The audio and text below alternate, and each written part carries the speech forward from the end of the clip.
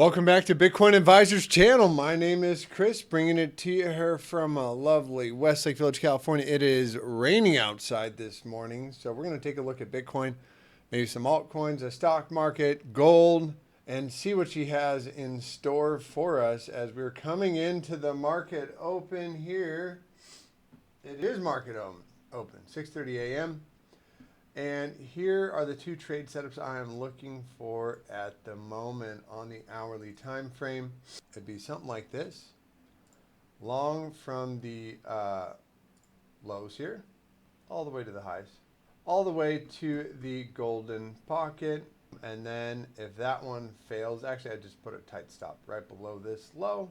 And then if this one fails, I'd be looking for this one right here, which would be a long setup from the wick low right here, and still targeting the golden pocket. I do think, we're going to have some resistance coming into that area.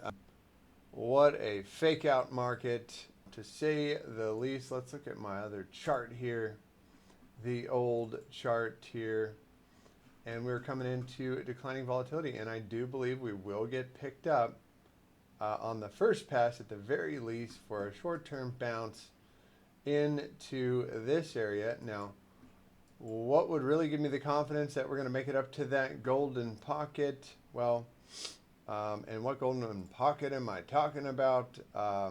What golden pocket are we talking about? We actually want to use that. Maybe even make it a bit bigger. No, you couldn't make it any bigger.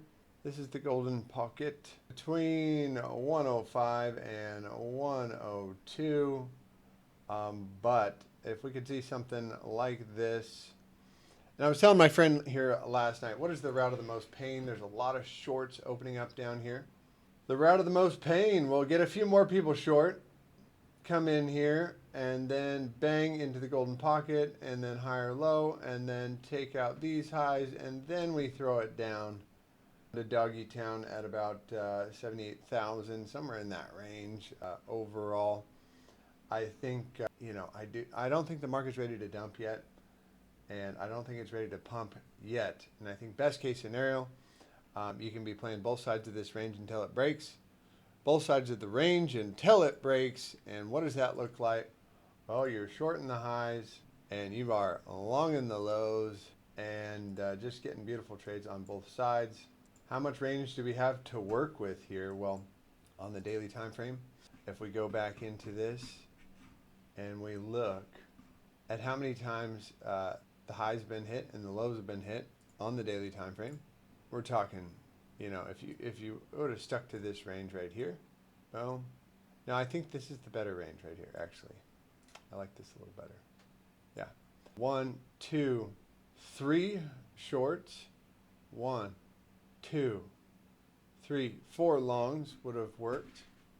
And we're going on the 5th one right now. We could tighten these up here. Tighten these up a little bit. And we could just hope that these shorts just continue to play out. And these longs continue to play out. And we get a little bit more range. A little bit more range is the name of the game right now. And yeah, that's a 12% range. So depending upon how much leverage you're using, right? Certainly enough to work with there, and certainly what could be potentially happening. Now, Bitcoin dominance, we spoke about this yesterday, coming down, to fill this candle. I wouldn't say that's out of the cards, and nor would I say that. Yeah, as a matter of fact, Bitcoin dominance does look like it wants to come down. It is Thursday. What economic data do we have? More CPI reports coming out today. More CPI reports. Again, remember, this is not financial advice. I'm not a financial advisor. We are talking about magic internet money, and this is just for fun. So if you understand that, make sure you smash that like button and share the video with your friends, and subscribe and tickle the bell and do all the fun things that come along with YouTube land. Join the Leap contest on CMEs. It's a free contest. You can win up to $25,000 in cash. There's a link right here. We can leave that in the description below, or you can just copy it right there. I thought that was interesting this morning. Let's check in on NASDAQ. NASDAQ looks bullish. Looks like it wants to test the highs, or at least Look at this inverted sloppy head and shoulders. I don't know if I'd call it that, but this does look, you know, more on the precipice of continuation to the upside, which is bullish for Bitcoin. The dollar's coming down. ETH Bitcoin, trying to put in a low. I don't trust it yet. Not ready yet. And gold, how's our golds doing? Gold is having a hard time defeating this, and I'll just tell you this much on the hourly time frame. Every time the stochastic comes down here to the range lows and crosses up, it seems to get a fair to midland bounce. And wow, that trade did work out. As soon as we broke this downtrend, it was a breakout, and looks like it's going to come back down at the moment. Reset, maybe tag that white 200 simple, which has been governing ever since this nice little uptrend since 2600.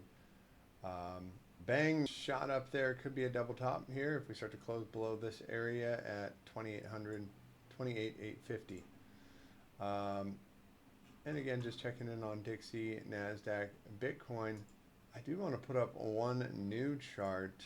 Oh no, that's not the chart. How do I get rid of the price action? I was having a hard time with this the other day. Just trying to make this not visible. There used to be a way to do it, and now I can't figure it out. Add text, no. Ah, there it is, boom. Okay, Chart Champions chart here. I believe this is on a 30-minute time frame. This is not what I want to see. So I'm gonna just reverse on out of here, and then I'm gonna go back to a new chart, duplicate tab, and I'm going to see if I can go for my old layout, see if it'll work.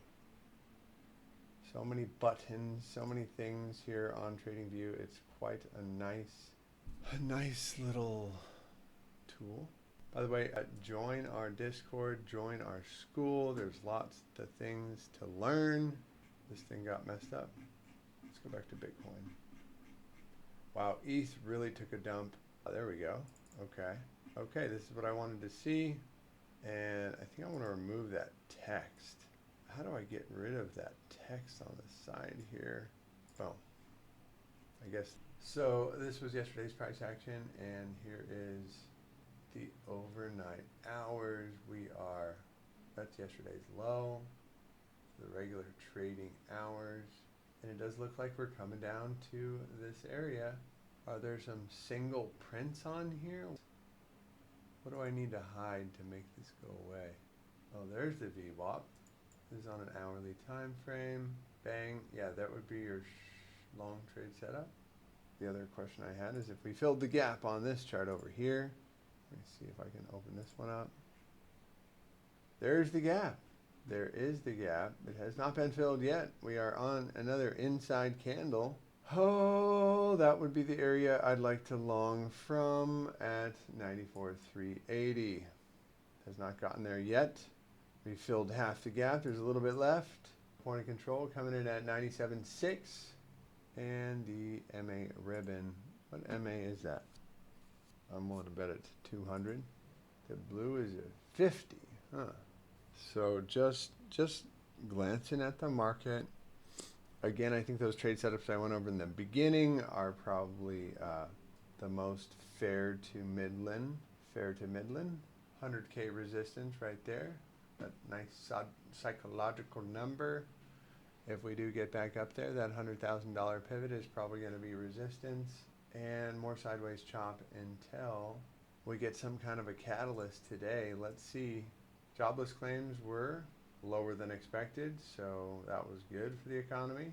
We want people to have jobs. PPI lower than expected. PPI month over month lower than expected. Core PPI lower than expected. So something, PPI is some kind of inflation that went down. What is PPI? You know what's cool about this chart here at my FX book? You can go to the calendar section. You can see all these little events. It'll tell you exactly what it is. Producer Price Index, that's it. When it comes to commodity supply for personal consumption, capital investment, government, and export, the Producer Price Index for final demand is used in the United States to measure price changes. So prices went down. It is composed of 6 main price index, final demand goods, which are 33% of the total weight, which includes food and energy. Ooh, final demand trade services. So the important one went down. Final demand transportation and warehousing, and final demand services less trade. Transportation and warehousing 41%. Final demand construction. I would say this is more important. This is more bullish for the economy overall. It's more bullish. And yeah, we're going to get a bounce if we don't even get it right now, right here, right now, from that level, which should be seen as very bullish. And the CME is about to confirm a green dot with bullish divergence, and yes, I do believe today is a Thursday going into Friday. This is the last day for a bounce, guys. Otherwise, they're gonna. What has this been? What have you noticed here actually on spot price, right? Green candle, red candle, green candle, red candle, right? Now, what would be very bullish? Close above here, 102. But I'd be okay with this. I'd be okay with just a close above here. A close above 98,665. Bulls have taken back control, and all those bears are going to get squeezed. As we were looking at that CVD divergence yesterday. That's it out of me today, guys. Make sure you smash the like and subscribe to the channel. I will bring you another update tomorrow or Friday. I hope you enjoyed it and have yourself a blessed and highly favored day. Take care.